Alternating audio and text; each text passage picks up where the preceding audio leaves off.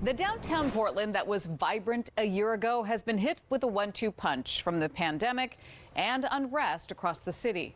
Shops and restaurants forced to close or operate in a reduced capacity under COVID-19 guidelines. Vandalism from months of protests taking a toll on the city, leaving it boarded up and coated in graffiti. And a growing homeless problem now taking a toll on downtown. But once the pandemic subsides and life returns to a form of normalcy, will downtown spring back to life? That's the topic of this week's Willamette Week cover story.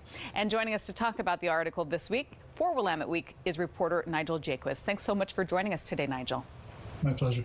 Many economists have alluded to this year being the end of Portland as we all know it. But you spent some time downtown to get a feel of how things are going. You spoke with people who work in some of the downtown shops. What did they say to you that surprised you the most?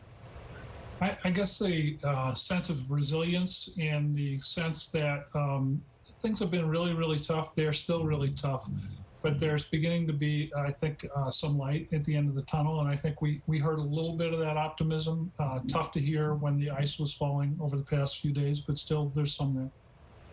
Nigel, real estate experts you spoke with say this year has had an impact on the industry, but they're also hopeful for what the future holds. Why is that?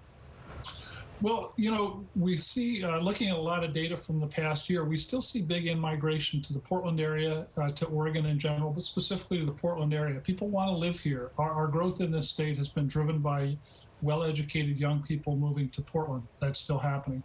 The second thing that makes, I think, real estate people optimistic is that we're still significantly cheaper than Seattle and the Bay Area, and those are two huge feeders for Portland office space and for people coming here to earn a living. While there is an entity to help clean up downtown, some businesses have a problem with how it's being handled. Yeah, I think what we've all seen is that downtown is overwhelmed.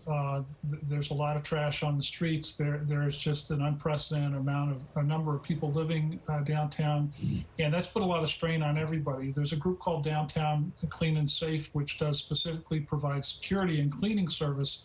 They've been overwhelmed, and some of the people who pay into that service, it's a private service for 213 downtown blocks, took a look and found that a fair amount of the money that they collect for cleaning and security actually pays salaries and overhead at the Portland Business Alliance. And that leads them to wonder if that's a diversion of money that should be used for cleaning and security. It's encouraging to know that businesses downtown, at least the people you spoke with, seem to be optimistic about our future. But I have to believe that there has to be some skepticism also looking forward. Did you run into anybody with the skepticism? Absolutely. I don't want to be Pollyanna here. There are certainly people who are leaving downtown and moving to Lake Oswego, moving their businesses to Clark County, moving their businesses to Washington County. That's a real phenomenon. It's happening. What we saw, though, is it's not happening as much here as it is in Seattle or the Bay Area. So other places are challenged as well. We may not see that sometimes. We just focus on how bad things look downtown. And there are changes in working patterns. We may not see, even when Portland reopens for business, we may not see 20 or 30% of office workers come back because people have learned they can work very efficiently from home. And so I think we'll see a changed downtown, no doubt. What is your overall takeaway from your time that you spent downtown talking to business owners? It's brutal. I mean, I wouldn't want to underestimate how difficult it's been for people. A lot of tenants are struggling to pay mortgages, can't pay mortgages. I think everybody's feeling it.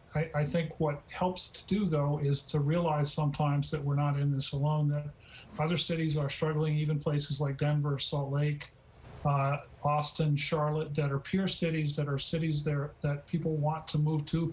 They're all feeling the impacts of the pandemic. They're not feeling the protests as we have, and maybe they haven't had the ice that we've had, but there's a lot of shared pain out there. Nigel, good to talk to you. Thank you so much. Thank you. And you can read the entire article in this latest edition of Willamette Week on newsstands now or online at wweek.com.